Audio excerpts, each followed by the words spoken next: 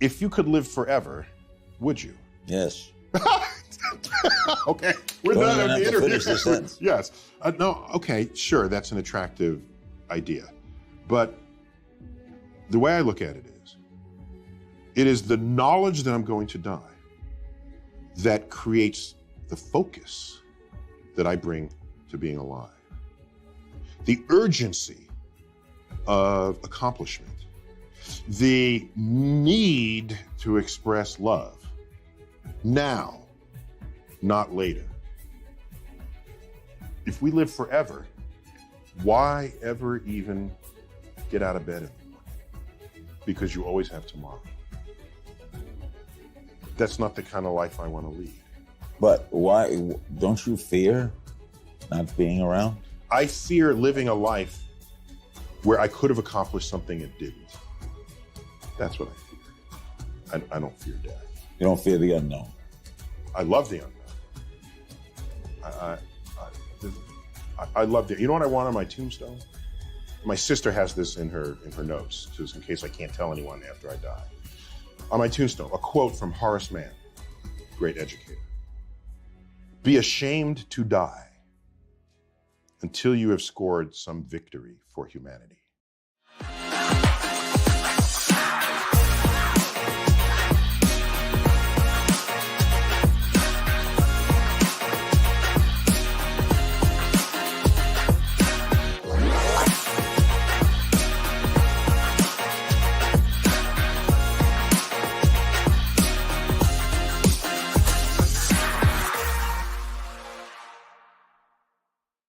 Hello and welcome to all my Hexicans. Today I have a very special guest, Tom Peter Gillespie. He made the documentary Hexicans and the Time Value of Money. It came out about a month ago, and that has totally changed my view on crypto entirely. And it is probably not what you think. It's probably not what Tom Peter Gillespie had intended, but it did it so anyways. I thought it was a brilliant documentary. Very funny, really informative, and it really deep dived into the topic, is HEX a scam or not? And all of those questions we will today ask Tom Peter Gillespie himself. But first, I want to bring up a screen share. Guys, do me a favor, retweet this post. I've put it into the video description and also into the chat. So if you could help spread the message, that would be wonderful.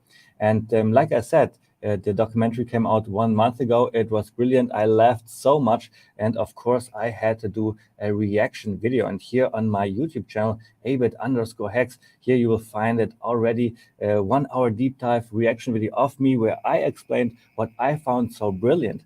And today, obviously, it is not about me that much. It is more about Tom Peter Gillespie and the documentary Hexicans and the Time Value of Money. And in order to follow along, go to the video description here. Here you find the links that you need to actually find the documentary, to find all the trailers, to find what Tom Peter Gillespie is doing on Instagram, YouTube, and Twitter. So with no further ado, let's bring him up. Let's ask him all the hard questions, and let's ask him what has he found out about HEX being a scam or not. Hey, Tom, how's it going? Thanks for being here. G'day, mate. Thank you very much for the invitation. So, Tom, very much appreciated.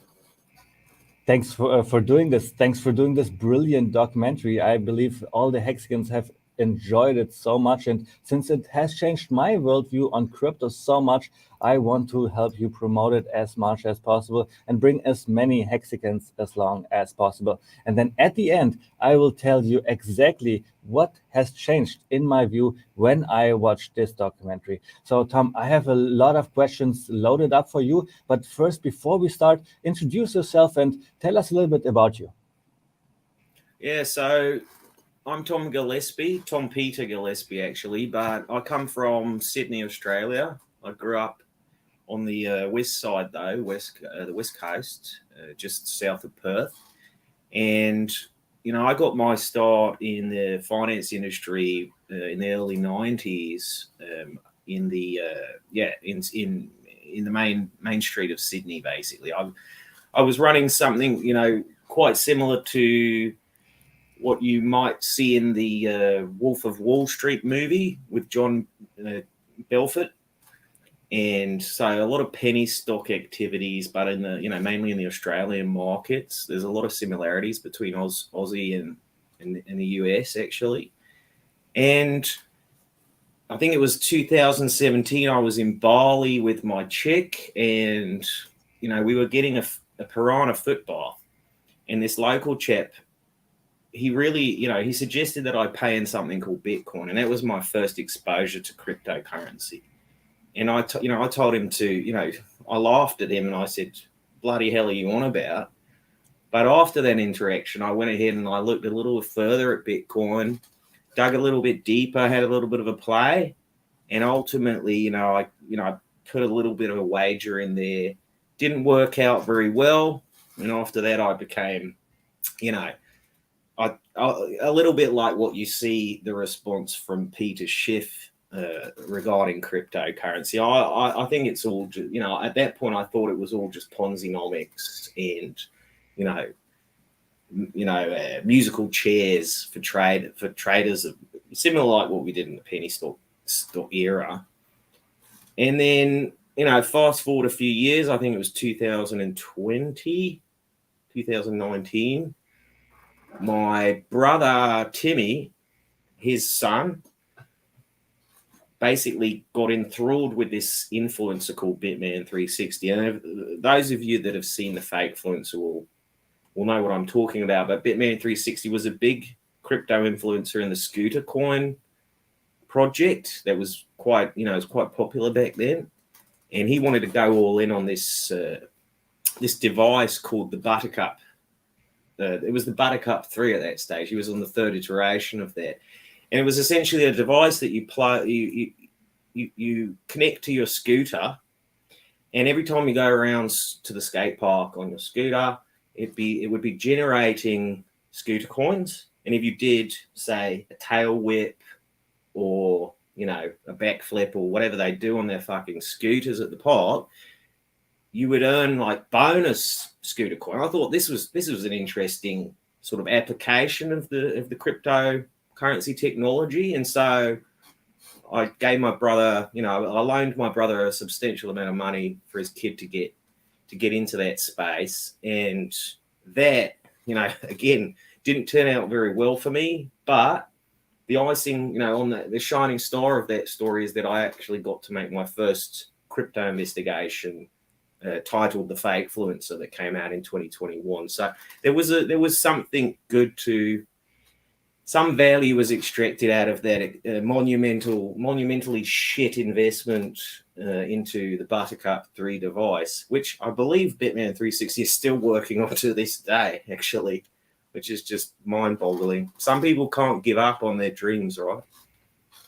Well, this just shows that the crypto space is full of a cesspool of scammers, basically, right? There are thousands cryptocurrencies. Some are good, like Bitcoin, Ethereum, maybe like HEX, and some are bad. And you wanted, with your investigation, look into if HEX is a Ponzi or a scam or not. And behind you, there is the art of your cover from the documentary, and it has yourself in there as well. It has Richard Hart and all the Hexicans, and I even see myself in the top right corner here, Avid_Hex. So my first question for you is, what was your experience, first of all, staking HEX and also interacting with the Hexican community? Yeah, so the initial, when I put out a short video introducing myself and telling the Hexicans what I was up to from my garden, and the initial reaction was very positive, actually, very warm, welcoming, and it was almost like, an invitation, come and do that, come and investigate us, because, they felt so strongly about their product, or Richard's product, that, I wouldn't be able to find any flaws in it. And so the initial reaction was very warm. There was a few, maybe just a handful of people that weren't very happy. I guess they thought I would interfere with their holdings, the value of their holdings somehow through my investigation. But I mean, if you watch the film, you'll see what happened to the value of my own bags over that period. But yeah, no, generally a very, very warm, welcoming, nice community. Majority of people actually appeared to be quite, creative as well. There was almost immediately some memes generated of myself in the wrestling ring with Richard Hart, these GIFs. And I thought, wow, that's fantastic. I've already, I felt like this is a very warm welcome. They've made GIFs of myself getting beaten up in the wrestling ring by their founder, the King, Richard. So, yeah, I think that it was an okay reception. And to give everybody a gist of what you were talking about, let's play the first trailer of the first episode. It's called Florida Man. It's going to be 2 minutes, guys. Stay with us. It's going to be a really interesting show today.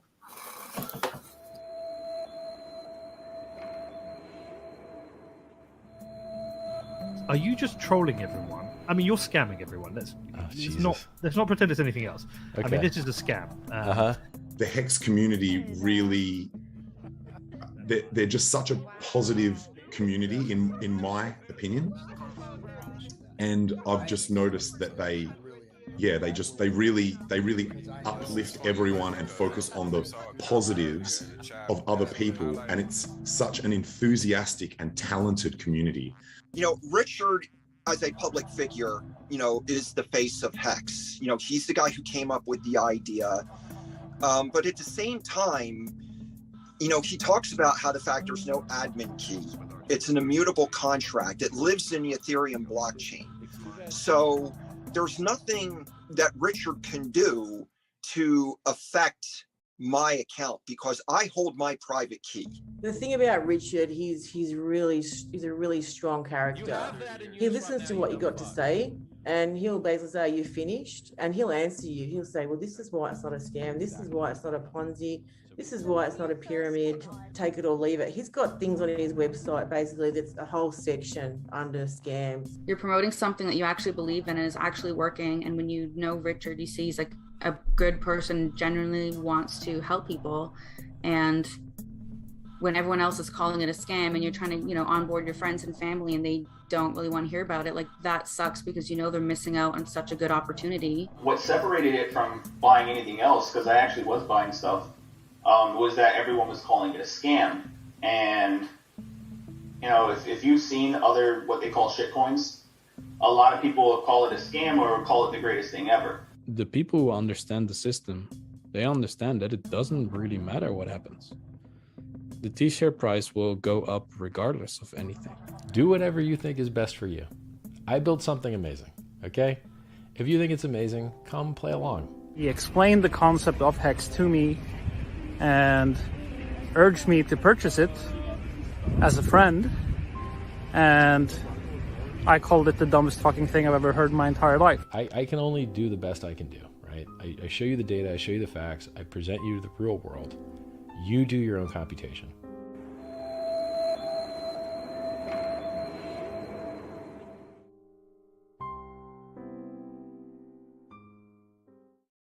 So here in this trailer, we have seen a lot of information already what the documentary is about. And I've written down some keywords that we will discuss today in our stream. For example, Eric Wall, he is the main critic of HEX, or he became the main critic of HEX, and you interviewed him, really, really interesting. Then later on, we will dive deep into the topic of narratives.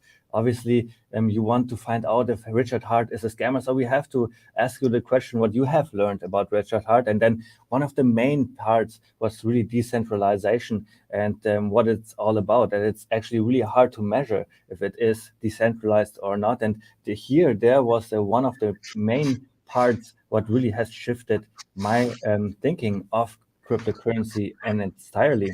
But here you have encountered with the Hexican community basically for the first time. And I bet in the past on Scootercoin, for example, you maybe have seen similar things also with Bitcoin people, with Ethereum people. There is something out there called maximalism. And have you found differences between Scootercoin maximalism, Bitcoin maximalism, and Hex maximalism? It's a bloody good question, mate. And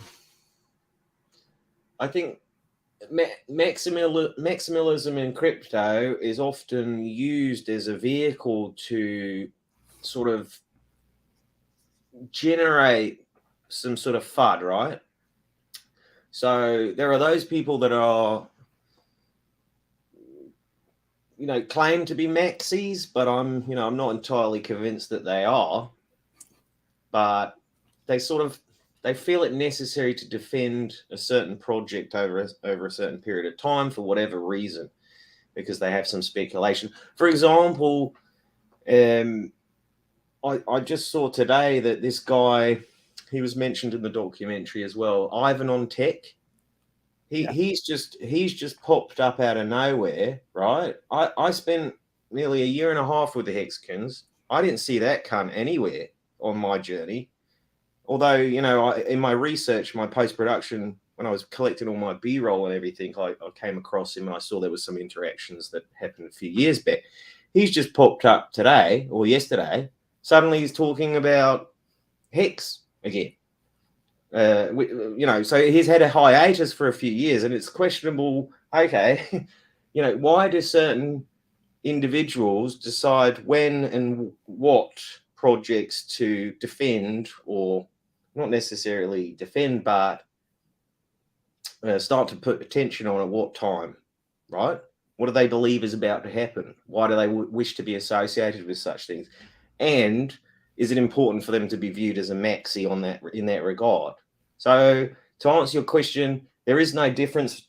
The capacity of maxis is identical across all projects. It's only the question of why now, and for how long are they going to claim to be this maxi? Now, obviously, you have this whole other category, which applies to the Bitcoin maxis, I guess, and those guys genuinely, I think, are maximalists because Bitcoin was the first cunt out the door. They believe that any interference with the Satoshi's vision of how things should go for a peer-to-peer monetary value exchange world, cannot be improved on. It's already complete. It's perfect. Anything else additional on top is going to fuck it up. Those people definitely exist, but they're a different category to what you see in Scootercoin or other maximalist communities.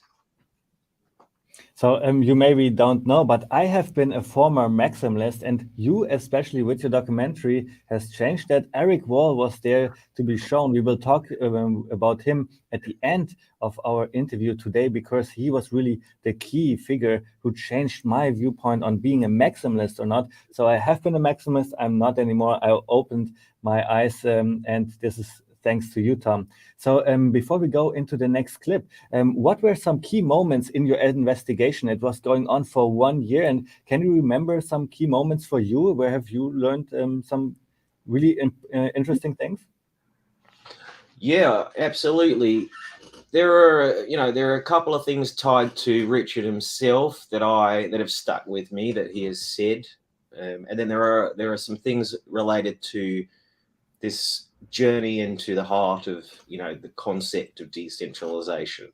So I think Richard, some things that have stuck with me that Richard have said that actually make some sense are this idea that you just collect free coins where you can and just stash them because you never know.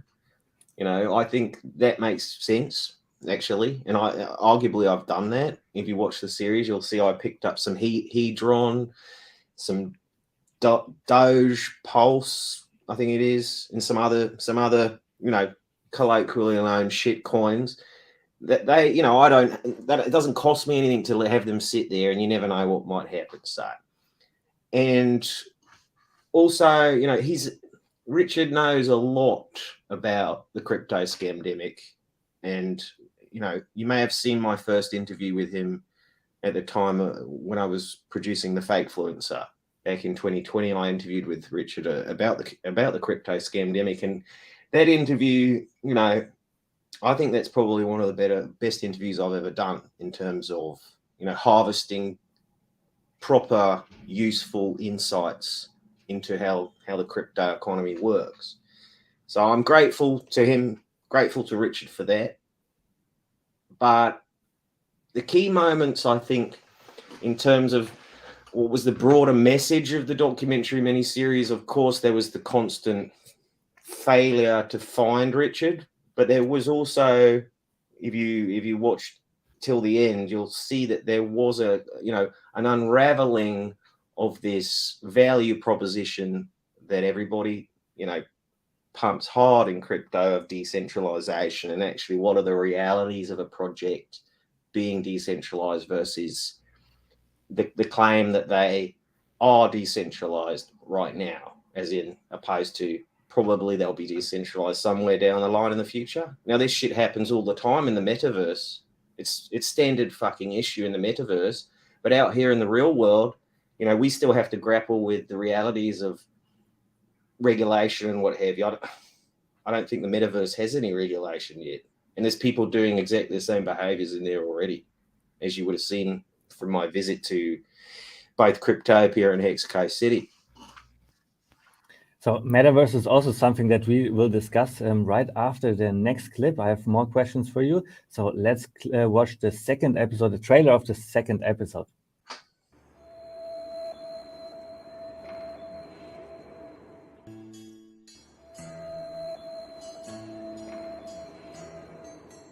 What is a god whale? Everything is motherfucking possible. This wag me. We've no idea. I am wondering why people are so worried about the OA. Tomo, mate, we have some serious competition here. I'll have to go into some detail around how I was able to miss the best performing asset of the year, which is HEX. I actually understand Tom Gillespie's position, right? No, we have to go. We have Tom Gillespie here. I'd like to ask you a couple of questions about decentralization. Yeah, I've got a... Are we on camera right now? Camera right now. Richard wanted to work with us, but at that point in time, it was just not the right time. But yes, I'm familiar with Richard and HEX. It's like, it is a Ponzi, but it is a self-aware Ponzi. If anything, honestly, it's probably going to get worse before it gets better. If you're going to a circus, you expect to see clowns. But not everybody in attendance at that circus is necessarily a clown. It's a way to mask my identity. So now it's sort of a privacy thing. A lot of people are going to get hidden criticism, so it's up to him and his teams to prove whether they have long-term viability or not. Fire! Let's run an interview about HEX? Okay, all right. We made an epic fuck up, basically. We are limitless!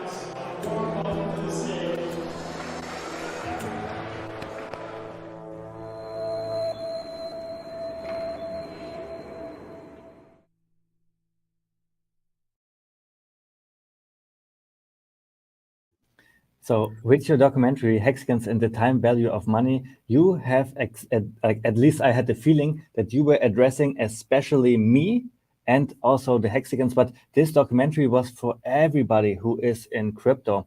And you were investigating if Hex is a scam and or not. And Richard Hart obviously is a big part of it. So you were on the hunt for him. And everybody who has watched my reaction video already knows that this was my only critique that I had towards the documentary, because it took a while for you to go on a hunt for him in Malta. You were in all those different places and you were never able to find him. So first question in this section, why did you try to make this joke that you are on the hunt for Richard Hart, that you are trying to find him? At one point you were in a place where all the Richards live, for example. So what was the reasoning for that? Yeah, I mean, obviously you pick up intelligence where you can, especially as an independent documentary investigation production journalist, man. So you do what you can, but not always is the intelligence accurate. And so that's what ended up having me in so many, different locations that didn't actually work out. But the reason that I thought it was so bloody important to get Richard on camera, was this constant conversation that goes on about, is Richard the OA? And if he is, I personally had the feeling that if I could get him in front of the camera and sit him down and real, IRL, I could get him to confess to that if it was true. Now, that didn't actually happen, but we did briefly meet in Hexicans City in the metaverse, but unfortunately he had some issues with his avatar. It kept sort of floating up towards the sky. I don't know what was going on there, but I assume he had some issues with his headset. So I wasn't able to conclude that interview, but there was another unpublished interview that happened in Hexicans City, which I could probably publish that as part of the stuff that I'm doing with the Bit Joinery, which I'd very much like to touch on that in this stream actually, because that's the way forward into the future for the next investigations in terms of how they're going to be resourced. But yeah, so essentially to answer your question, I felt it fundamentally important to get Richard on camera, a little bit like those guys from the other documentary, the German guys. Or was that you? Exactly, that was me. So yeah, you managed to get him on camera. You did an interview with him, right? That was not me. It was my teammate who was on the meetups with Richard Hart. What I did was I texted you this year on Twitter where I said, "Hi Tom, I heard you are a Hexican now. Congratulations." This was like before your documentary. Since you're filming a documentary on Hex, I want to invite you to one of our exclusive OG meetups. This time we got a house in Miami Beach and 2 yachts. We organized these meetups to talk about the future of Hex, Pulse Chain, and Pulse X. Actually, there are 3 events you can attend, and so on and so on. And here's a picture of the event. And now Tom just dropped off. Here you see my crew. You see also the Hexicans, and this would have been the event that I invited Tom Peter Gillespie. I hope he jumps in again in a couple of seconds. So I invited him there and he did not come. Unfortunately, he was stuck in Europe at this time. And here we have him back again. So you were not able to come because you were stuck in Europe. This would have been your chance to really meet the Hexicans. Richard, unfortunately, was not there. I just wanted to bring that up. I thought that was pretty funny. And now he dropped out again. Maybe he has an unstable internet connection. The next questions in this segment is all about narratives, because narrative is something that I learned in this documentary is really important when it comes about crypto, because in my view, and Richard has said something similar in the past, crypto is all a narrative. And Tom Peter Gillespie, you said in the documentary that RH has figured out a way to use the scam narrative to his advantage. Can you maybe elaborate on that? What did you mean by that? Yeah, so just forgive me as well for dropping out there. It might happen again. I don't know why. But it happened 3 times in a row just then, so fuck knows what's going on. But yeah, the scam narrative is what happened. What I believe happened with, for example, if you go to hex.com, I think it is the website, you'll see there's a whole page dedicated to the scam side of things, because essentially that's what needs to be addressed immediately in order to build trust, right? It's like when you meet a new Sheila, you want to know, is this chick just gonna take me for a ride, make me go out, take her out to restaurants, spend all the money on her, and then she's just gonna fuck off? How do you build trust quickly, instantly through digital, through websites essentially? So he's put those things in place. But what he's also done, I assume it's top down, is he's basically passed on some instructions to the Hexicans that most people will, search for Hex via the criteria, or the query is Hex a scam.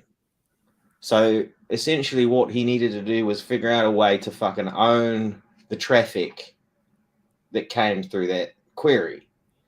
And what happens then is he can basically, or Hexicans or the, hex maxis, whatever you want to fucking call them, can make sure that all the people that are the doubters, or not necessarily haters, but they're on the fringes of the doubting whether or not this thing is for real or not, get kind of funneled into a spot where they, where the hex narrative can kind of come into its own and be sort of amplified.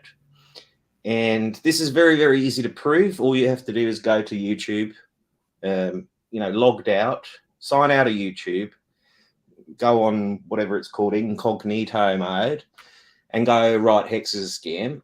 And all the videos you'll see there are from Hexicans. And I've done this myself. And I was like, oh, that makes perfect sense, right? If you think your project is legit, but you want other people to think it's legit that probably don't think it is, then you need to own that side of the story as well, especially, again, when it comes to building trust through digital platforms, websites, social media, etc. You can't just constantly push back on this sort of doubt. You have to embrace it, essentially. And I think that's quite normal in the crypto economy. Arguably, it's very normal in the fashion world as well, where obviously a lot of scams happen in fashion, where people order, nice Versace pants, and they don't arrive for whatever reason. They end up in Bulgaria and in the wrong size and the wrong color. These things happen. So I hope that addresses your question. Oh yeah. So I think how it came about 3 years ago when Hex came out, all the Bitcoin people, all the Ethereum people, they said Hex is a scam. Everybody was really outraged that Hex was giving free coins to the people, and those people then got rich on it. And so everybody was saying it was a scam, to a point where Richard said, hey, let's put it on our site. And I think it was Eric Wall who said in your documentary that Richard is so charismatic.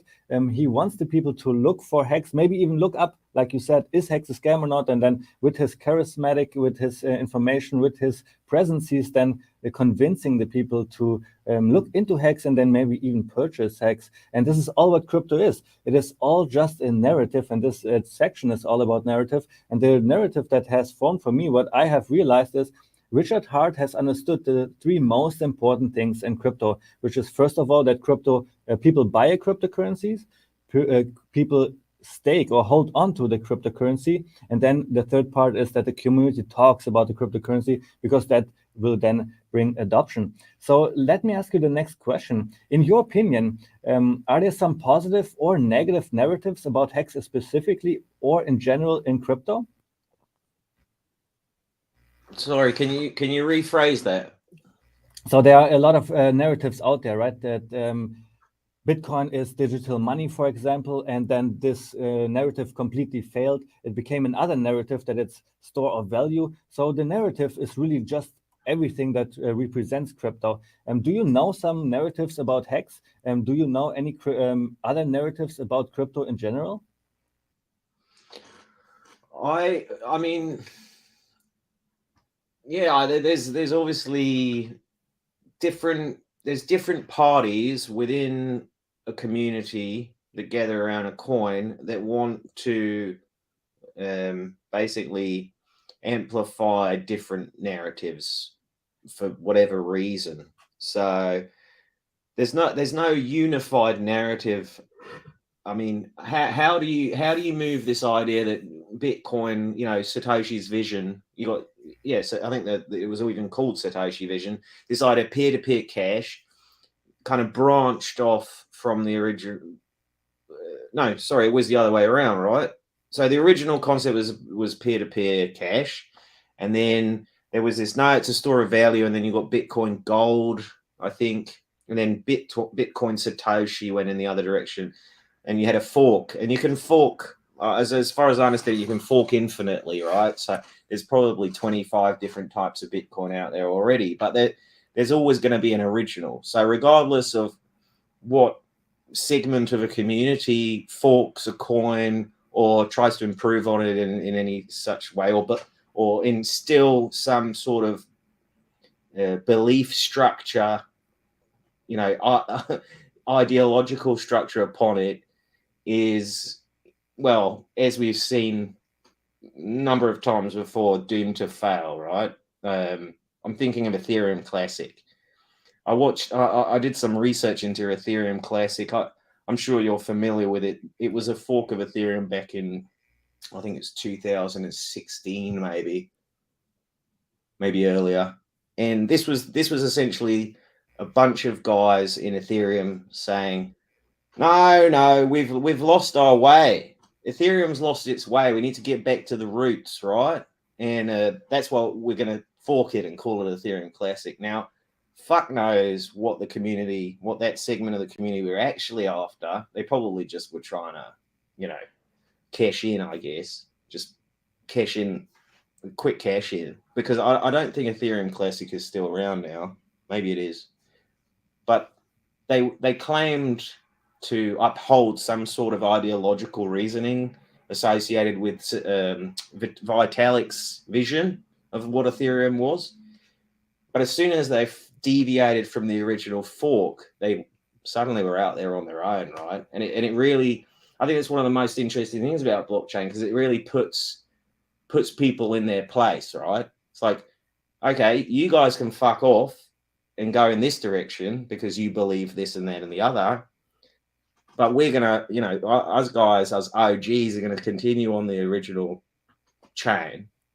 And we, 99% of the time, whenever you see this, it seems like everybody just wants to stay on the original chain. So any deviation, regardless if it's supposed to tap into this fundamental value proposition that the founder had, initially, is it gets lost somewhere in that transition. Exactly, it gets lost and it forks, and nobody knows what was the initial ethos anymore. And that's why I have realized the only thing that matters in cryptocurrency is that we are all getting rich, that we are all getting financially free. And this is what happened exactly to me. 3 years ago, I was living in a basement for 1 year. I knew when I buy HEX, then I have the hope, because at one day the price will probably go up and I will find financial freedom. And this is the only thing that matters in crypto. It's like really not about the vision. It's not about the blockchain. It's not about the technology. It's just about the hope of the people that the price will go up and they will find financial freedom. So you were But that said, I would like to just touch on the fact that HEX was called Bitcoin HEX originally when Richard went out to all the Bitcoiners and said, hey, drop your Bitcoin address in here and you'll have a claim on HEX in the future.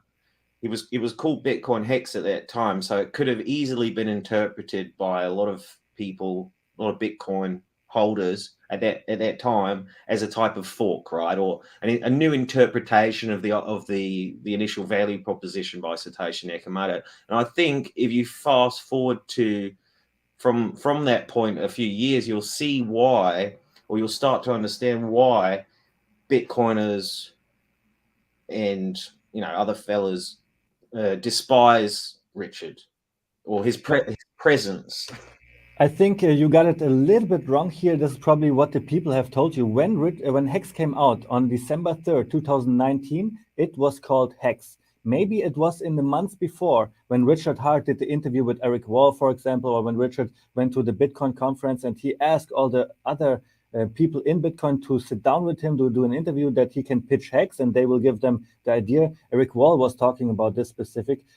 Maybe that's when HEX was in development, that the working title was Bitcoin HEX, because it was intended to be a better Bitcoin. But then when HEX launched, again on December 3rd, 2019, it was definitely called HEX, and it's not like the narrative has changed. Richard Hart said that HEX will do 10,000x in 2 years, and it really, really did that. And not because it was the Bitcoin narrative, because I think the game theory, the tokenomics, the technology is just better. So that's why people bought it. That's why people had so much trust and staked it. But then at the end, it is really the community that talked about it so much that more and more people got into HEX, looked into it, bought into it. And later on, we will also talk about something that is called a God whale. This is also something that you dive deep into. in your documentation. But at the end, you were on the hunt for Richard Hart. You wanted to find out who is this guy. You did all your research. So I have to ask you the question. Describe Richard Hart a little bit from what you have seen, what you have learned about Richard Hart. Okay. I think Richard Hart is, well, he makes big claims about being Mensa, right? So he's an intelligent man. He has a history of successful entrepreneurship through his so-called Spam King business in Panama. I think he understands the digital economy more than most people, and like I say, has had some successes. Although I can imagine there's an immense amount of pressure upon him, considering what he's put out into the world already and what he is promising to put out in the world with Pulse Chain in the future. So I just, you try to imagine what a day in the life would be like for this chap, and I can imagine he probably has zero to little peace. I don't imagine he has much peace, and I think a lot of what you see online, he thinks very long and hard about before posting in order to try to trigger, the right responses or the right reactions. So I don't think he does anything impulsively. I think he thinks quite a lot about what he does, and he also realizes that he's operating in a attention economy of which he is competing with many others who are playing exactly by exactly the same rules, essentially. And that, I imagine, that pisses him off as well. But listen, mate, I need to go to the loo. Can I get just a few minutes? No problem. I will play the next trailer after episode, so you have 2 minutes and maybe even more. Take your time, no problem at all. Thank you, mate.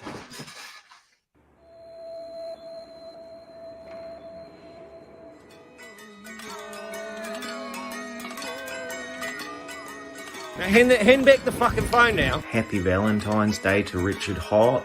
Oh, you about to make Hexicans mad at me. Richard, come down, mate. Come down from your castle now. $71 billion in crypto has reportedly passed through the blockchain island Malta. Quick question, have you heard of Richard Hart? He's figured out a way to use the scam narrative in crypto to his advantage. Who's heard of HEX?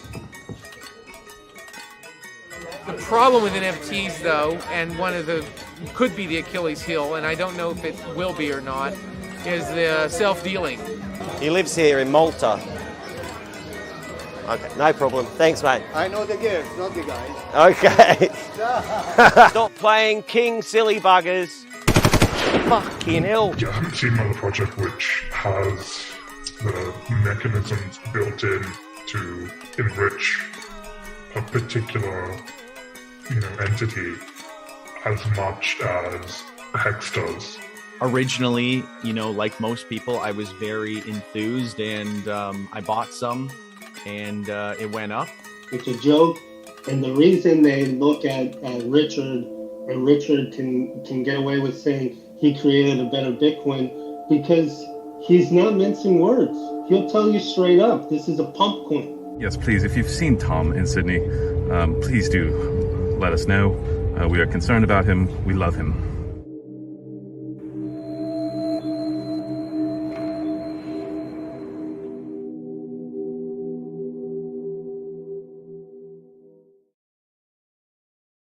Such a funny documentary. I really loved it. In this segment now, we will talk about decentralization. We will talk about the God Whale, the OA, and Richard Hart. And then at the end also, we will talk about NFTs and Metaverse before we then go into the next question. So here you have seen that Tom Peter Gillespie has been in Malta, for example, and there he has read that, oh man, there's so much money going through Malta, so many scams probably.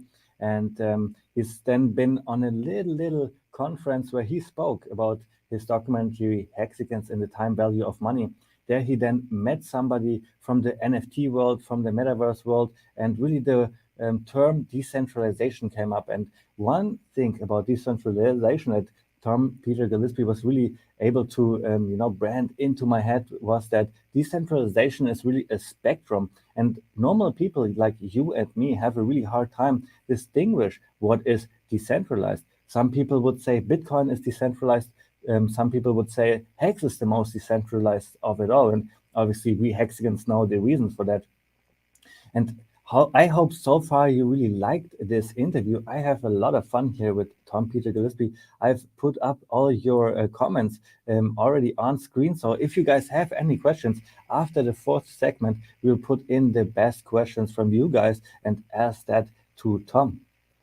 So you guys don't forget to like and subscribe. And in a couple of minutes, when Tom Peter Gillespie is back from taking a loo, I think that's how he called it, we will ask him about decentralization and what he means by it being a spectrum.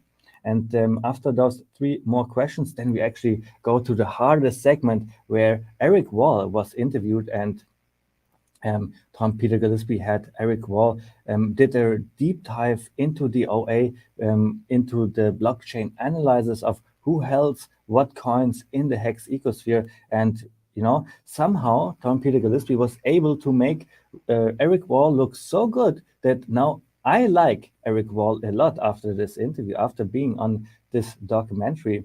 It was such a great documentary. And somehow he made Eric Wall present it really, really nicely. And what Eric Wall said in the documentary was that Eric Wall became the main critic of Hex. Before Hex launched, Richard Hart went to a lot of conferences and sat down important influencers of the space to ask them what they think about Hex, to give them the idea of what they think. And, that's when Eric Wall said he then realized Richard Hart was using every single one of them for marketing reasons. And we will then later in the fourth segment talk about Eric Wall, decentralization, the guardrail. We'll talk about what is decentralization anyways. I already said it right now that Tom Peter Gillespie, for me, termed the phrase that decentralization is a spectrum, and I want to get into exactly that. So, Tom, let me ask you the next question, because one of the main parts of your documentary was also to figure out what is decentralization. Eric Wall was then later on saying it is actually really hard to prove decentralization if you cannot read code. So one of the key element was what is decentralization? And a major part I learned from you is that the phrase decentralization is a spectrum. Can you explain that a little bit more? Yeah, so what I came to understand was in the marketing materials that crypto companies and crypto communities, they like to bandy about this idea of decentralization as a definitive. So, it is decentralized is often how it's presented. It's decentralized from day one, which anybody that spends a little bit time closer looking at different projects will realize, okay, the real measure of whether or not a crypto project is a scam or has the potential to do a rug pull or what have you is closely defined, closely associated with this so-called origin address, which all projects have them. They just they have to be birthed from somewhere, someplace, and that's often a small group of software developers with an individual founder at the helm, like Richard. And I think one of the potential pitfalls for newcomers coming into crypto is not realizing that or not understanding that. For example, there is in episode 2, I talked with a bunch of NFT artists who, NFT artists are often young people who have been approached by some older people, usually a gentleman, that wishes to get their artwork onto their platform.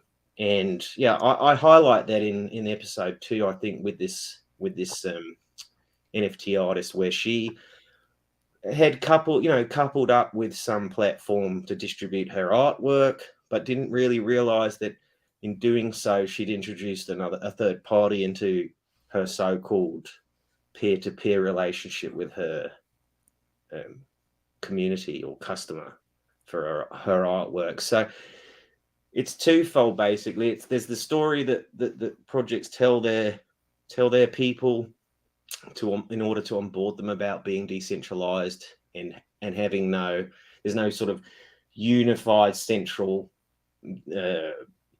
central failure point, which is as we've come to understand, and I think anybody that watched the documentary will realize that that's not accurate.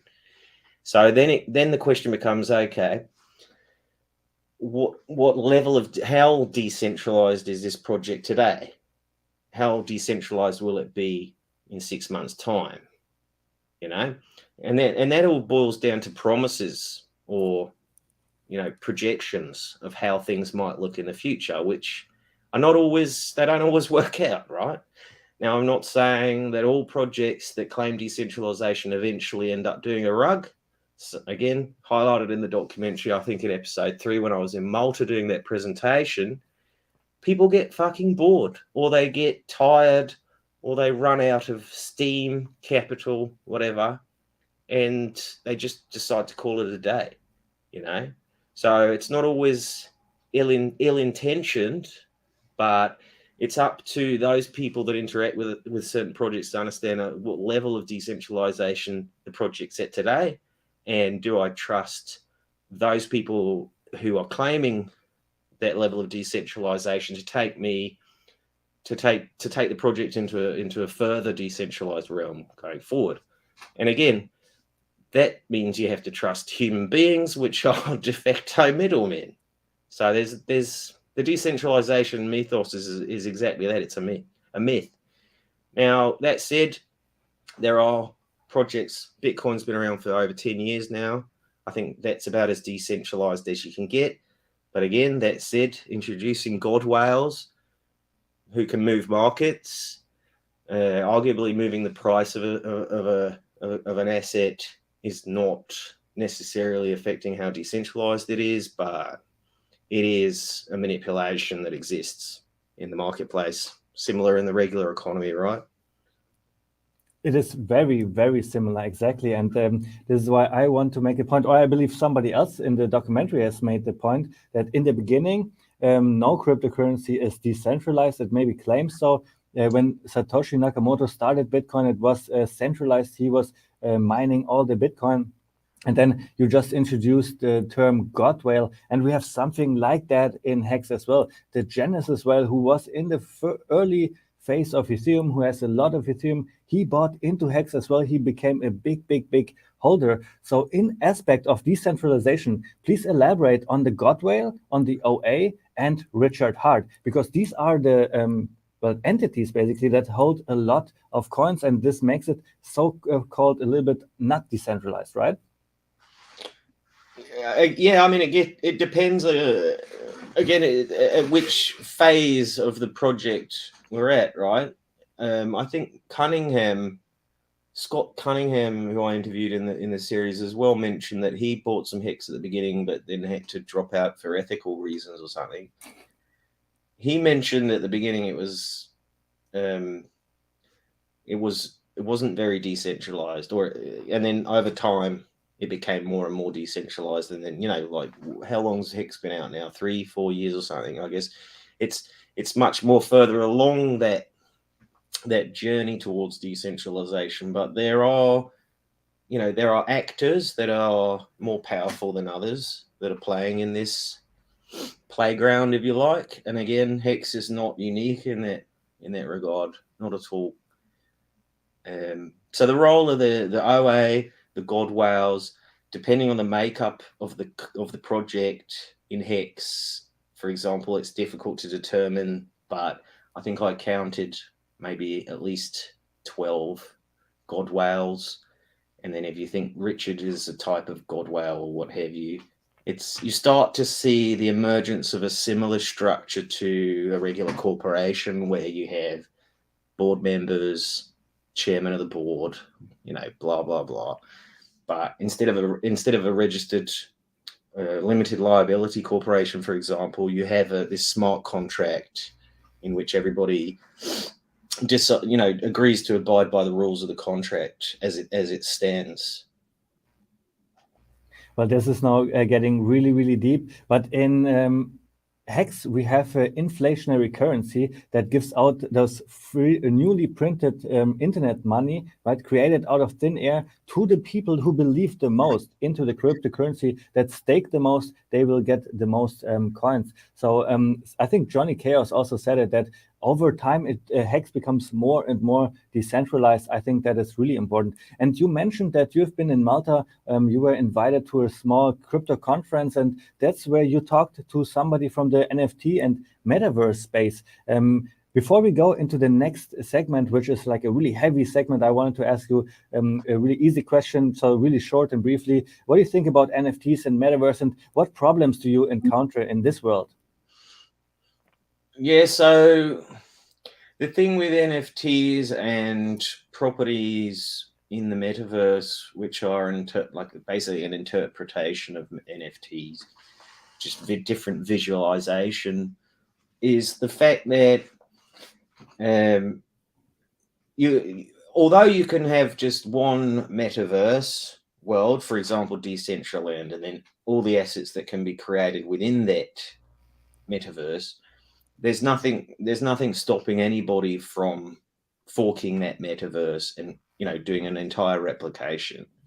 A little bit like what's happening with Ethereum and Pulse Chain in a sense, because as I understand it, Pulse Chain's bringing over all the ERC20 tokens as well, which is kind of funny to think about, actually.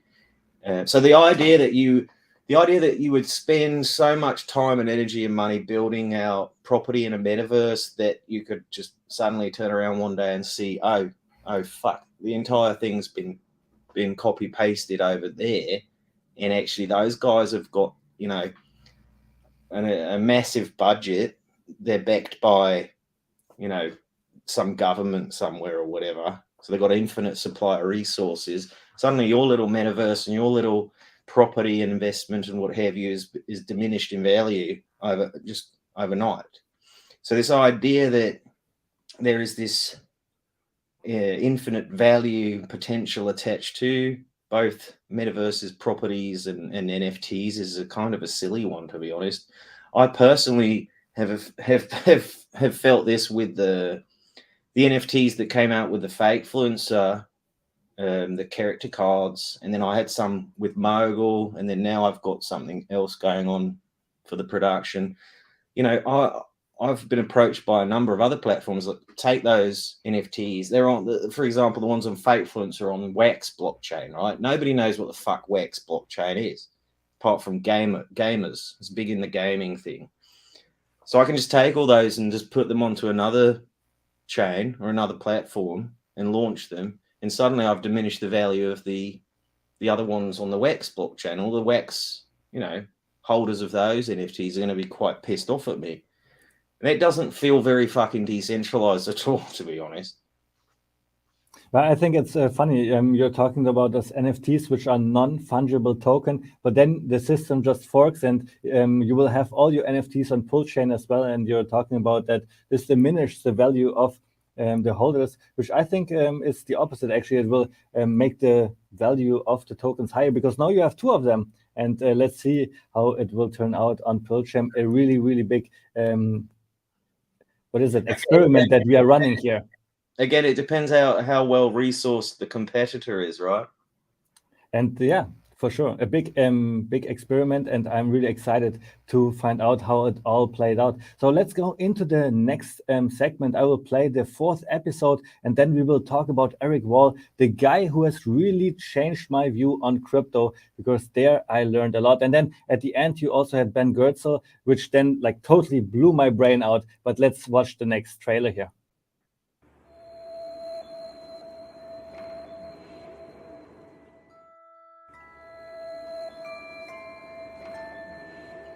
That's what is shown here. If you wanted to get the... But that's nothing. 38 billion. Oh, I didn't see the B there. So. He used to be a kind of a Bitcoin maximalist. Yes, this is Dix Mount. Almost all Richards live here. He actually really wants people to like him. We took a camera and he said, I said, I don't know anything about, the only thing that I know is that you said that you were forking Bitcoin. So in that sense, he kind of made quite of a U-turn. All right, Hexicans, Tom Gillespie here. Wait a second, is that him in the window? Zoom into that window. You get him? And then he said, I'll explain the project to you and you can tell me your opinion. But that was before I knew that he had like a strategy with this. Get off my property. Yeah, okay, but... Leave, right? All right, mate, calm Take your down. stupid red pants with you. Yeah, I see you, motherfucker. The degree to which a given blockchain is decentralized is noticed only by a few hardcore geeks, right? Because otherwise in the media universe, everyone throws that term around.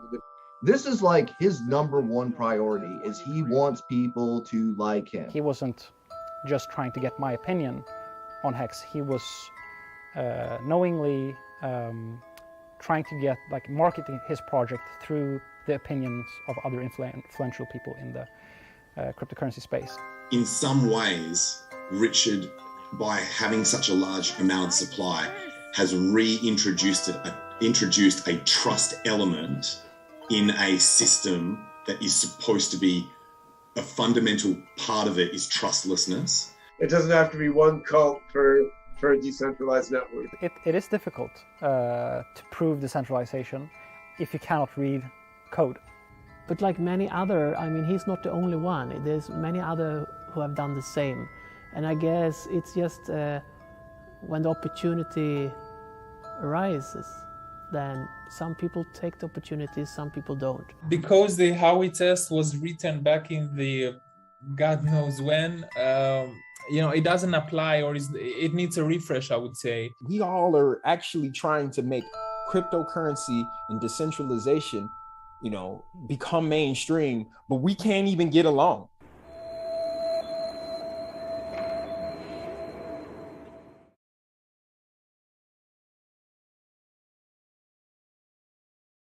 So it was episode 1 and 4 that I have liked the most, and it was because of Eric Wall, for example, that a lot of Hexicans don't like him, but I learned his true side of him, and you have met him. So I wanted to learn a little bit more about Eric Wall. He said that he became the main critic of Hex. He said also that Richard Hart used him for marketing strategies, right?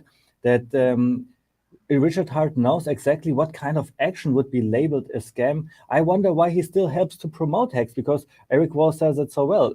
If you only talk about Hex, then people will look into it. Richard Hart is so well versed and so charismatic that then people will buy Hex, and fall into this pitfall. So what is your experience with Eric Wall? Do you think he's a genuine guy? Because I really started to like him. Yeah, I think you need to see the entire interview, which I'm airdropping to NFT holders, by the way, which I'd like to touch on before we wind this stream up. But I think the actual full interview with Eric it's close to 2 hours long. So there's a lot more there that you don't see in the series. But I can't speak for the guy myself, but I've observed him over time, much like I have the Hexican community and Richard himself, and I can only conclude that he is a Hexican. And yeah, I think he describes the sort of foundational value proposition of Hex in the way in the series when he mentions that there is those that are staked and those that are unstaked, and the smart motherfuckers will have both because they'll benefit on both sides, right? As the value appreciates, they'll benefit from their liquid Hex, and vice versa with their staked Hex through the T-share system. So I think he probably understands Hex more than most, and you just saw the clip there where he had to explain to the board of the hedge fund that he manages why he missed the so-called greatest investment of the year, right? So I can only conclude that the guy's a Hexican, and I assume that playing off the back of the altcoin Slayer brand, which he developed through his investigative work into, what was it called now? IOTA.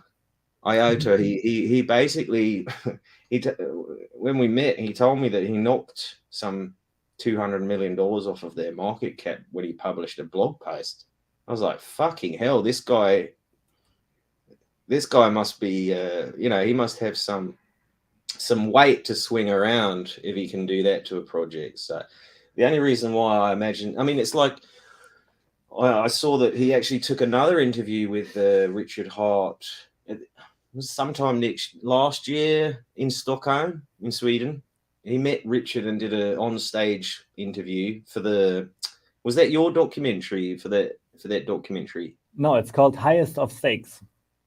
Yeah, that's right. Yeah, no, that's the Canadians. The Canadians. I've spoken with those guys as well. Because there was a few other documentaries. There was mine, then was your guys, the German fellas, and then there was the Highest of Stags. There was another. I think there was a fourth one as well at the time. From the UK, I think, the guys that drive the Ferraris on the racetrack. Yeah. Have any of those others come out yet? I think I have seen like all of them. So it's 2 or 3 documentaries that came out. None of them is as big as the Highest of Stakes that we believe will one day air maybe on Netflix or something like this. So everybody is really, really excited about that.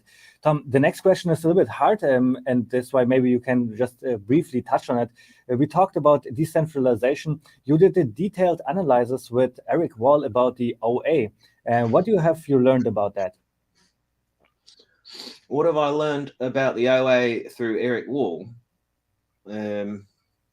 Well, if I go through what Eric's described in our interview, then the OA is Richard, and that seems to be what conclusion Eric's arrived at.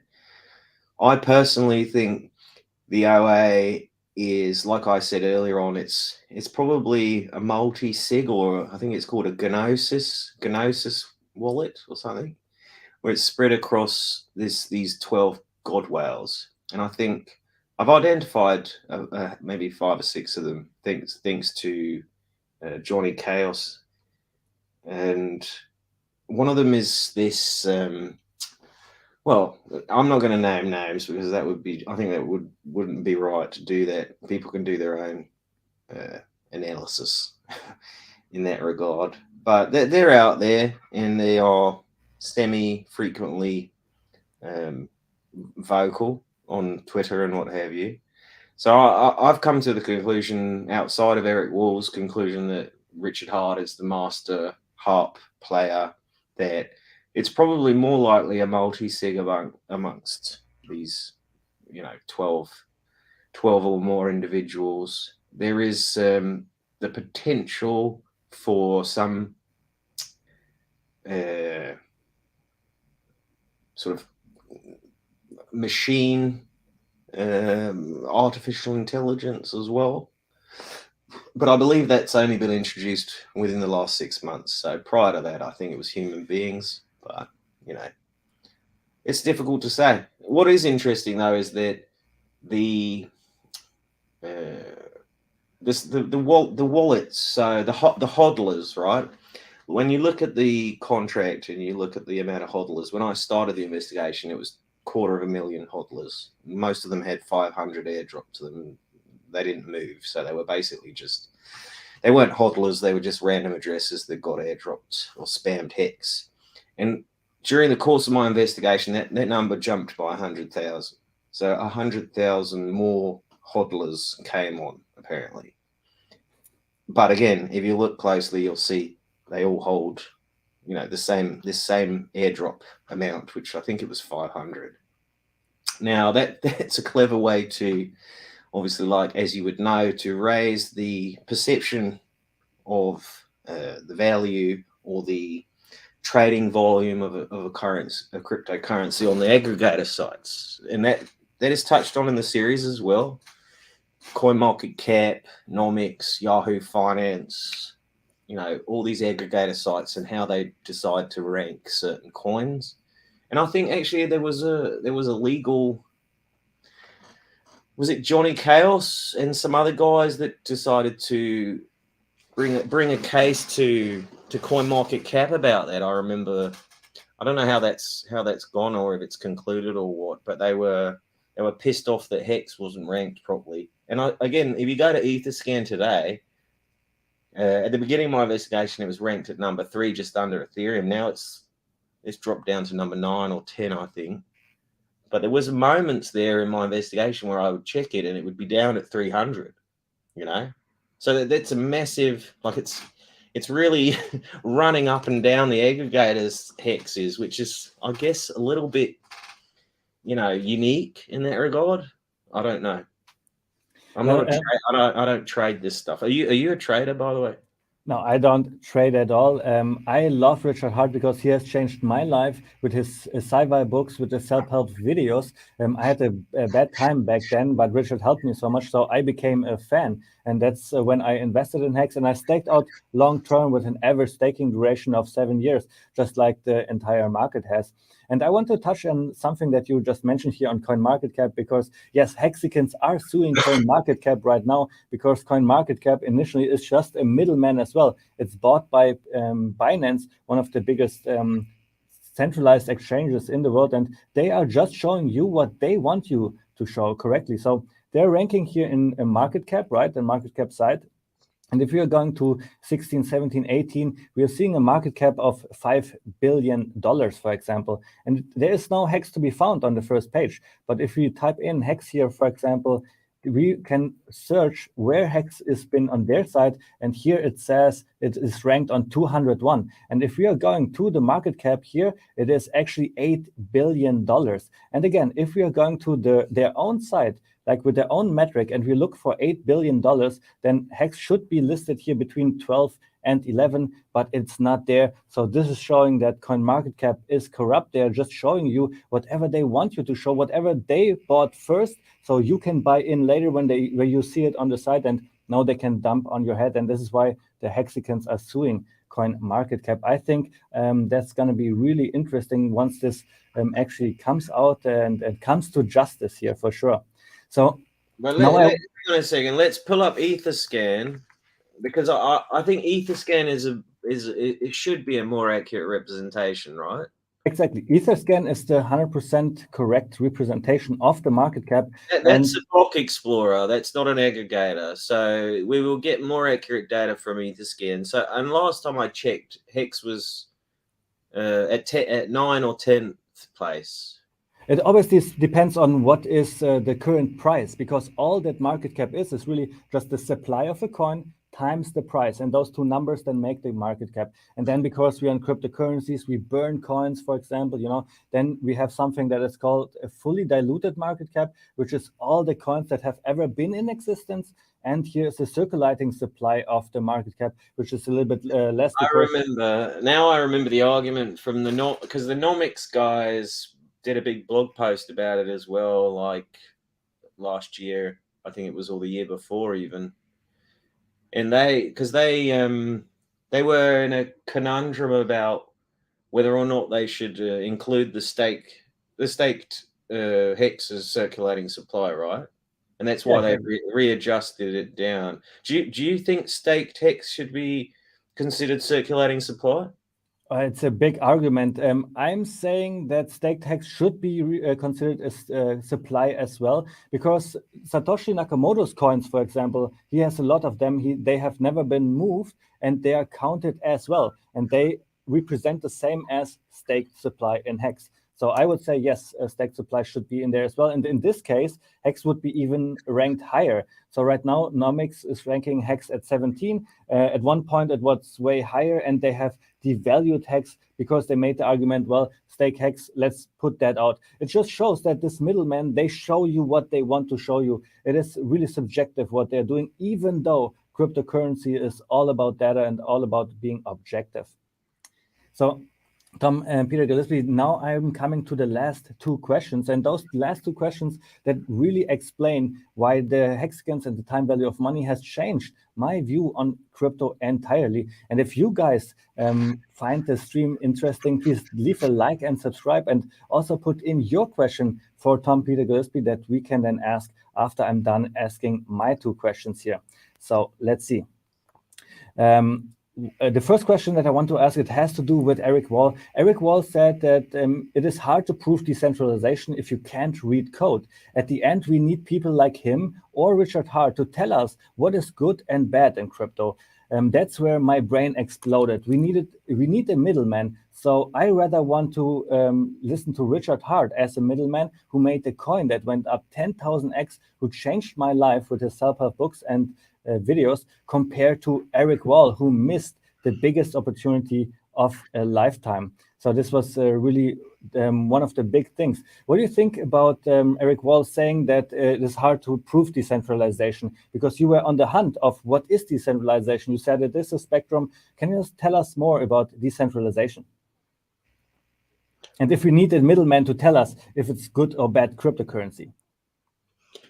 Yeah, I mean, it depends on where you're entering crypto, at which entrance you're coming into the space. But like I said before, the way that media talk about decentralization is very binary, and it's inaccurate.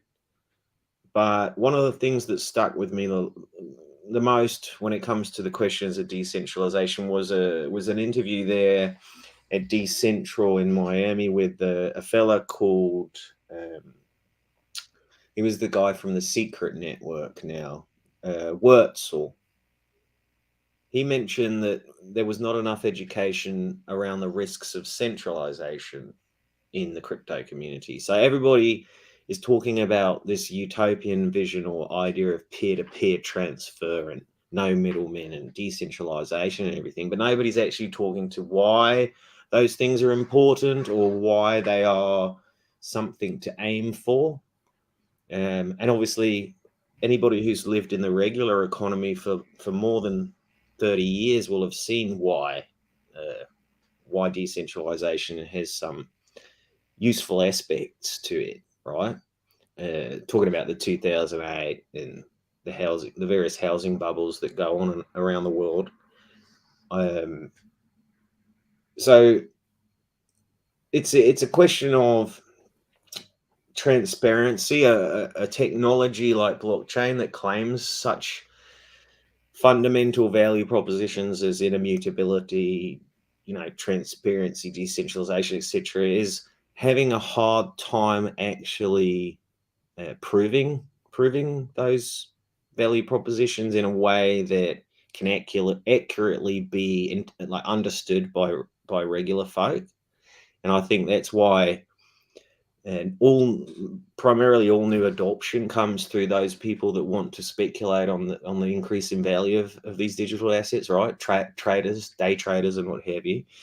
That's entirely driving all the adoption, which is a tragedy basically, because obviously you just end up with these booms and busts and these cycles which we see in the regular economy. So nothing new has happened here apart from it's just been the volume's been turned up, the velocity of crashes is increased, in the amount of projects that can crash and rug and what have you is increased. So all we have is a little bit like what we've always had in the regular capitalist economy in the real world, just sort of increased in volume and velocity, which is arguably is not a great improvement on what we already have, because if you have a shitstorm already, there's no, you don't want a faster, more larger shitstorm. You'd rather have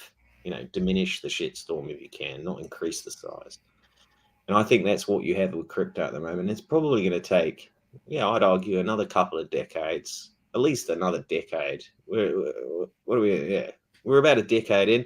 Another 10 years, you might start to see some of this DeFi stuff come good. You know, once all the shit's been rinsed out and everything's. And I'm not saying that regulators are going to fix that. I think regulators are just another middleman. But that said, there are ways, from what I understand, to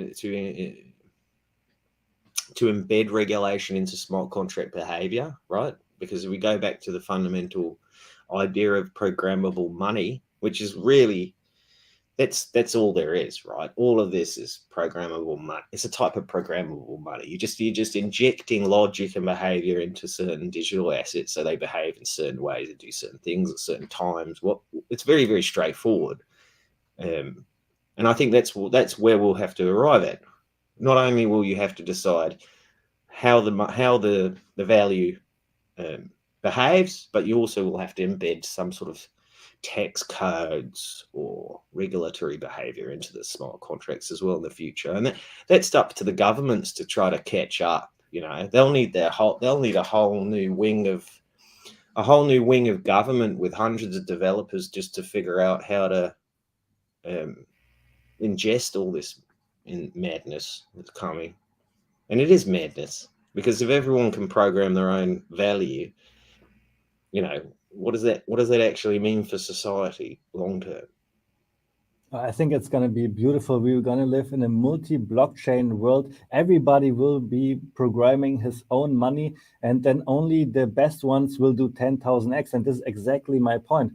I've realized, and that's probably not what you have intended at all, that Richard Hart is the best person in crypto who has understood exactly how to play the game, who even used the scam narrative for his advantage and makes everybody rich. And this is exactly the reason why we are all in crypto. We buy an asset, then we hold long term, and we hope that the price goes up. And at the end, we will tell our neighbors about this great achievement that we did. And then, you know, we will find mass adoption. Mass adoption is really everything that cryptocurrency is looking for. And maybe then in the future, like you said, in the next decade, we will reach a good DeFi product that is decentralized. Maybe with Pulsechain around the corner, we will have something like that. So, and then the next part. You hang on a second, but you do realize that by introducing staking, the responsibility is taken away from the individual and put upon on a third party, which in this case is a smart contract which the individual decides to interact with or not. And in doing so, you take that responsibility away from the individual. Do you not see a risk in that? No, I don't see a risk in it at all, because look, right now I can take a piece of paper and I can draw a pony picture on this piece of paper. Now I go to my neighbor and I sell it for $1 billion and he will buy it from me. Right now I made my own value. And how to bring it back to cryptocurrency, to staking HEX especially, is there is a code that is written completely with no admin keys. It is a finished product that I can look at and I can put in my HEX and stake it, and then at the end I get my pony picture back and I can sell it. You see, so there is value that I can derive from the code. And I understand why some people would need to do that. For example, if somebody was having problems like with a gambling addiction, right, they would give their money to their mum and say, "Mum, can you hold on to my money because I keep spending it at the fucking casino, right? And I need to stop doing that. So can you hold on to it and give me it when I need to buy food or go to the cinema or whatever it is?" So what you've done is you've taken the responsibility off yourself and you've put it on your mum. And this is analogous to staking, as far as I can see. You've decided that I don't trust myself to not gamble with this, so I'm going to give it to a third party, which in this case is my mother, and she'll give it back to me, you know, with a reward. Maybe she'll give me a bag of popcorn or something because I was a good boy and I didn't spend it at the casino. There's an analogy here that is useful to think about, because at the end of the day, if you go back to Richard's Scribe stuff, his betterment content, he's all about sort of empowering the individual, right?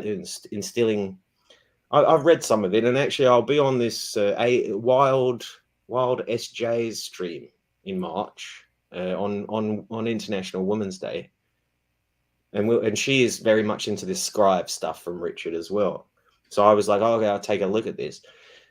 So what I'm getting at is, don't you think that, and I think Eric actually pulled it up in the documentary, he mentioned it as well, where if you aren't able to, say, no, I will just put my, I'll just park my assets or whatever it is myself, and I don't need to be penalized for accessing them at a later date or too early or what have you.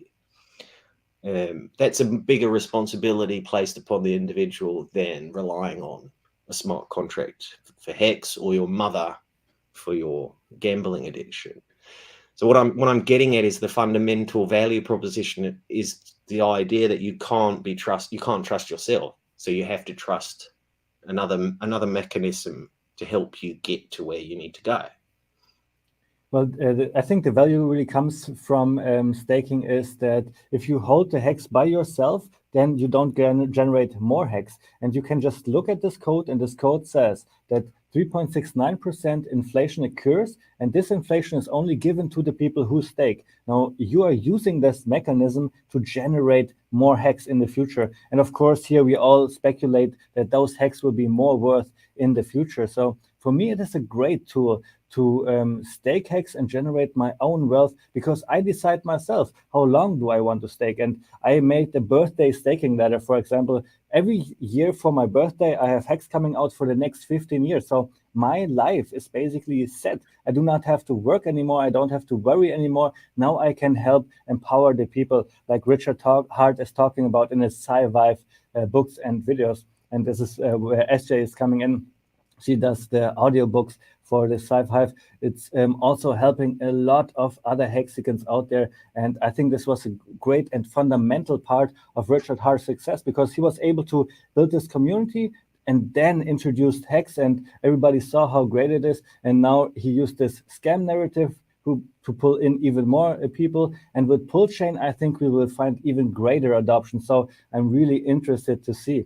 And this all leads into the next question with Ben Goertzel, who is a cognitive scientist and artificial intelligence researcher. And he said it doesn't have to be only one cult per decentralized network. And that's where I really opened my eyes. I can build my own culture, my own cult, and have my own followers in this world. That's where I decided to not be a Hex maxi anymore. So can you explain a little bit more what he meant by that, and what he really wanted to transpire during saying that you can have your own cult in a cult, for example? Yeah, again, I'm dropping all the the full interviews, the uncut interviews via the bitjoinery.com to help resource out the next production. And Goertzel's interview is a bloody good one as well. But we were digging, we were digging heavily into the decentralization stuff there, because obviously he didn't. I did find some footage of him and Richard together, but I didn't, I think, like I said at the beginning of the investigation, I was trying to find those guys that were really into HEX and those guys that were not, and then this middle ground. And I think I found that middle ground with Goertzel, actually. And so that's where the whole decentralization stuff ties up quite nicely in a bow.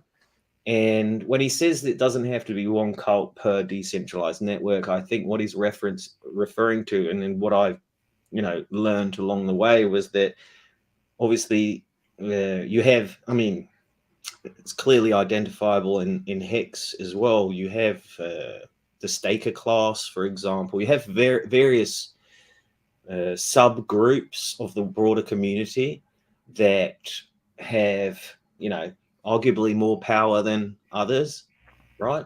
And again, this is not just HEX. This is all different types of crypto projects. But I think that's what he was referencing. And not only that, the idea that you might have a bunch of subcults within a larger, broader cult, but new cults are also able to introduce themselves, whether they are appreciated or not, right? Which is kind of interesting to observe. I saw that happen over the investigation period as well, with the introduction of these other projects, which I assume were birthed internally, but may have come externally as well. For example, the Hedron, there was a big Hedron drama as well, because people didn't want to allow people to sell their stakes or something. There was some controversy around that. So that's what I interpret Goetzel's suggestion when he talks about multiple subcults within a broader, like a larger cult.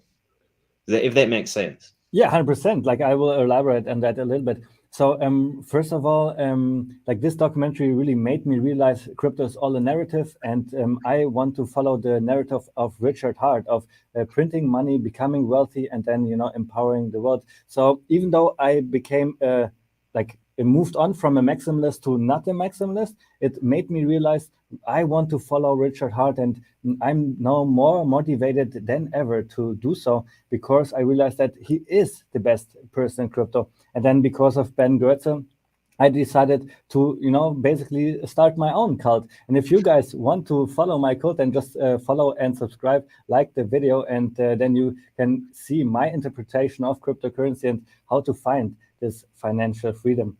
That's interesting. I also started a cult recently. It's not a cult. I call it a collective. It's basically how I'm going to resource future productions. You may tell us more about that. I've seen that, and now starting a cult is the new thing to do. So tell me more about this collective, and how I understood this is the new way for you to go forward with investigations in the future, right? Yeah, exactly. So if you think about how a production works, you would know better than most, being a documentary producer yourself. You obviously have, you know, you've got certain levels where certain individual talents come in and play certain parts. So pre-production, production, post-production mainly. And I, you know, up to this date with the Fake Influencer and the Hexicans doco, I've been doing large part of that stuff myself, along with Tomo and Tommy when they were made available, and the guys at BitJoint Studios as well. So I launched this thing called the Bit Joinery. You can get there via the bitjoinery.com, and I've set up what I believe a very interesting method for crowdsourcing both talent and capital at the same time. So there is. If you watched the documentary, you would have seen there was a QR code. Whenever an interview nameplate came up, there was a QR code, right? If you scan that, you'll go to a page. There you'll find an NFT. And the NFT is actually an NFM, which is a non-fungible mate, which is what I've created on the BitJoinery Uncut platform there. You mint that, right? I think it's about $8 at the moment. And every time 100 of those are minted, I airdrop a full-length interview from the documentary miniseries to those holders of that token. And so incrementally, as you hit another 100, another interview gets dropped, another 100, and there's 30 interviews, full-length interviews that average about an hour each. At which point, if we get to the very top, which is obviously 3,000 NFTs minted, all 30 interviews have been dropped to those NFT holders. So all the interviews would have been distributed, and at that point, the treasury on the BitJoinery would have, well, what's that? $8 times, whatever $8 times 3,000 is. It's quite a lot of money. It's enough money to kickstart the next production at least. And at the same time, what I've done, which I think is fucking genius, is if anybody in that minting phase has minted 10 or more of those NFTs, they get airdropped a co-producer NFT, which I don't know what I'm going to call it. Maybe, I mean, these are non-fungible mates. I guess I could call it a non-fungible co-producer or something. Anyway, those NFTs are the ones which allow you to allow holders, individual holders, to get involved in the actual next production, like properly involved, as in how the fuck are we going to spend this treasury money? What are we going to invest in? You know, like a proper collective production team who are making decisions to move this fucking thing forward. And I think it's going to be really interesting to see how that pans out over 2023, right? Because I know for a fact there are people out there that want, you know, they want me to go and investigate this project or that project or whatever. But the question is if they want it that bad, are they willing to come and help me do that? Or are they willing to, you know, fatten up the treasury and make it happen? Because when we're definitely not in short supply of investigations, right? But yeah, I'd be keen to hear what you think of that. Is it too complicated? I think it's pretty simple, right? I think it's pretty simple. I think you can mobilize a lot of people with that, because there is definitely interest in doing that, having investigations of coins in the future. And I think you should be helped with by the community. And if you guys want to watch the documentary Hexicans and the Time Value of Money, here in the video description you find the link to that. I personally got the password to watch all of those episodes, but now that I hear that there is the NFM, the non-fungible mate, I will go ahead and get me one of those, so I can then see all those interviews with Eric Wall, who has basically changed my life and like changed my view on crypto, and Ben Gersel especially. I want to see them, so I will get my non-fungible mates, and if you guys want to do so, you can follow along with those links. Well, Tom Peter Gillespie, thank you so much for your time. Thank you so much for making this documentary.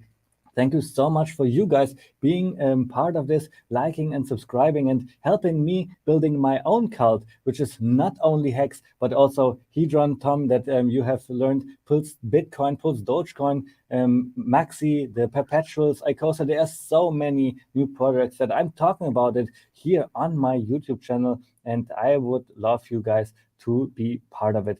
Tom Peter Gillespie, last words go to you before we play the outro. Yeah, I just want to say big thanks for the time that you've spent here with me, and I'm super stoked that you enjoyed the documentary, mate. I'm glad you got something out of it, and you certainly seem to have got the message of which I was trying to portray. So that's good confidence building for the next investigation. And again, if anybody wants to join me on that, thebitjoinery.com is the place to go. Awesome, Tom. See you very, very soon. Whenever you want to come on the platform, you are definitely invited. Thanks for you guys. Don't forget to like and subscribe, and put into the video description, how do you like my outro, for example. See you guys. Bye.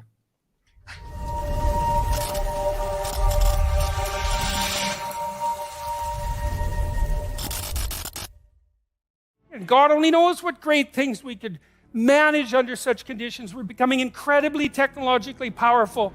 And what would it be like if we became equally wise? Well, that would really be something. God only knows what we could manage in the next 20 years or the next 100 years, you know? We're running at 40%, most of us, you know, because we're half in and half out. And it's not surprising, because life is difficult. It's like, well, what if you were 90% in, or 95% in, or all in? Because you're all in anyways, right? It's a life and death game. No one gets out of this. Everyone dies. You might as well commit yourself. And you might as well commit yourself to the highest good that you can attain, because why not? It'll imbue your life with meaning. It's hard, the responsibility's there, but all the meaning's in the responsibility. And that'll make your life better. It'll make your family's life better. And it should make your culture better. Maybe it make the world better. It's like, that'll justify your damn miserable existence at 3 o'clock in the morning when you're wondering what the hell you're doing here. And that's a good thing, because there's going to be days when you're aching and tired and sore, and there's people in your family that are sick, and you're cynical and bitter, and you need a reason to get up, and you think, yeah, well, a little more heaven and a little less hell, maybe I can pull that off today and tomorrow and next week. And that's worth struggling forward for.